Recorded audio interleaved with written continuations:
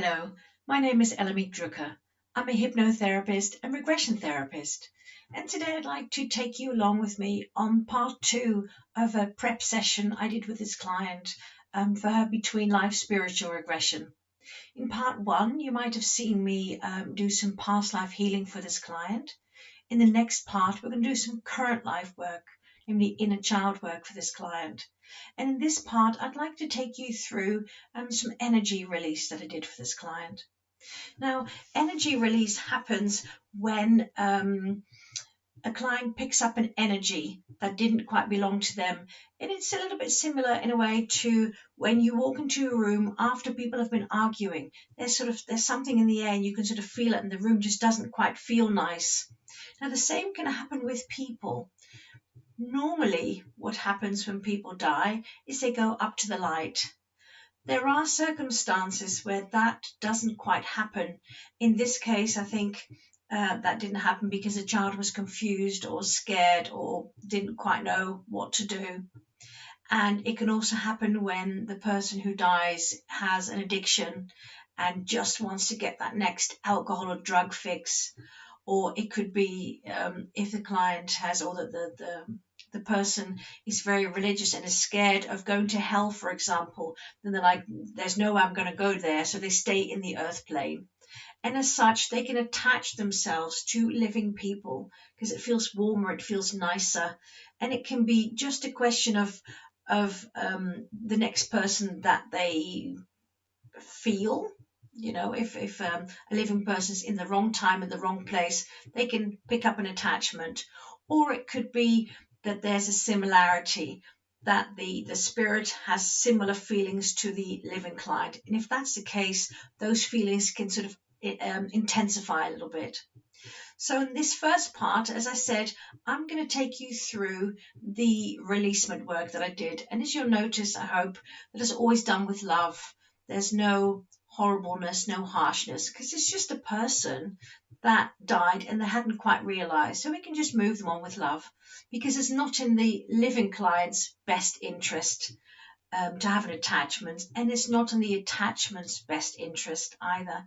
So the best thing is just to separate the two, so that the attachment can go into the light with love and the client can just have the autonomy over their own body again.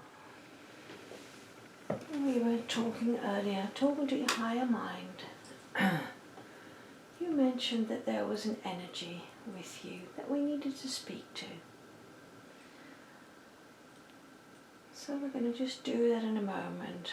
And just first of all, just allow yourself to get really nice and comfortable, bringing yourself back to that lovely deep level of relaxation and staying with that experience. Staying with that experience. Deep relaxation.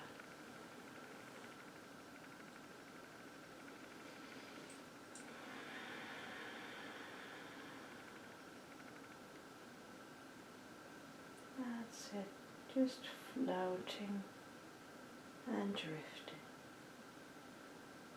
allowing yourself to go back to that lovely, deep state of relaxation and staying with the experience.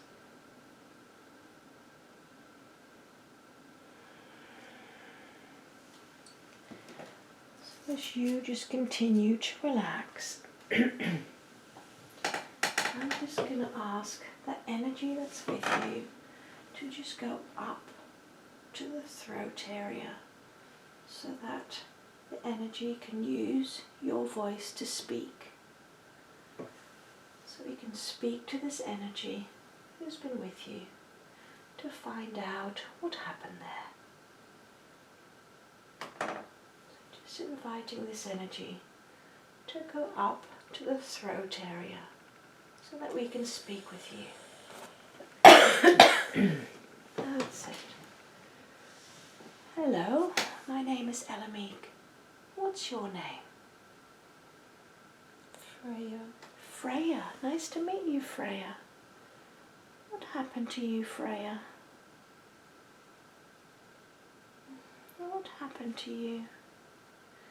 Stuck. You got stuck. Yeah, you did, didn't you? Have you been stuck for a while? Yeah. Yeah.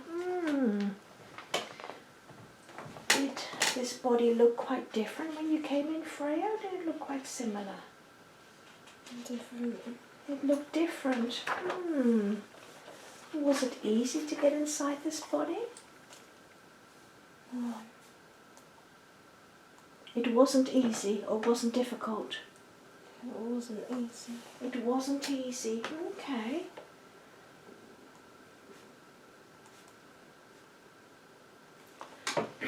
So do you remember what happened with you when you had your own body? All this time ago. What happened to you, Freya? It's safe to tell me now. They locked me away. They locked you away. They locked you away. In a cupboard. In a cupboard. It was dark. It was dark. It was cold. Dark and cold. Did this happen when you were quite little, Freya? Yeah. Yeah. Oh. When it was cold and it was dark. Yeah.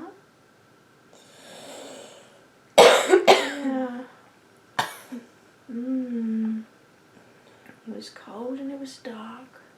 And my legs hurt. Legs hurt. My legs hurt. Yeah. They hit me. Oh. They hit me. Yeah. Yeah. And then you remember you died. Yeah. And then you found the body of this lady a little while later. Yeah. Yeah. What attracted you to this body? Do you remember? She's defiant. Yeah. She is, isn't she? She's defiant. Yeah. The adults don't scare her. Yeah. She'll protect me. Yeah. She'll protect me. Yeah. Now I wonder, in your own lifetime, when you still had your own body, was there somebody that loved you? Was it your mum? No. Or your dad? No. Nanny, maybe? Is there anybody that loved you? The lady. The lady? There was a lady that loved you? Yeah. Would you like to see the lady again? Yeah. Yeah. Let's bring in the lady. And she appears. You feel her. You see her. Yeah. Yeah. What do you do when you see the lady? What does the lady do? She hugs me. Yeah, I bet. She hugs you. I squeeze her legs. Yeah. Yeah. Would you like to go with the lady? The lady will take you where you need to go. She'll look after you. Okay. Yeah. Before you go with the lady, is there anything that you need to fix in this body? The body of this lady that you've been in? The legs? The legs. The legs, yeah. Can you please do that so that this lovely body that you've been in for a while is as healthy as it could be? Just putting all of that back together, just the way it was before you came. Just let me know when you've done that.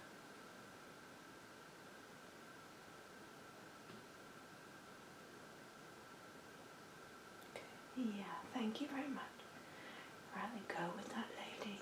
And the lady will take you where you need to go.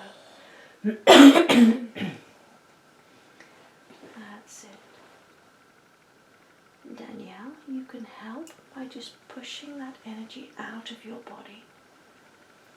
The lady's got Freya, is looking after her. She will take her where she needs to go. And you can just help to just push her out. This is your body. No other energies have the right to inhabit your body. That's it, all the way out. All the way out and into the light. This is your body. You alone have the right to inhabit this body. And just let me know when she feels totally gone. Freya's totally gone.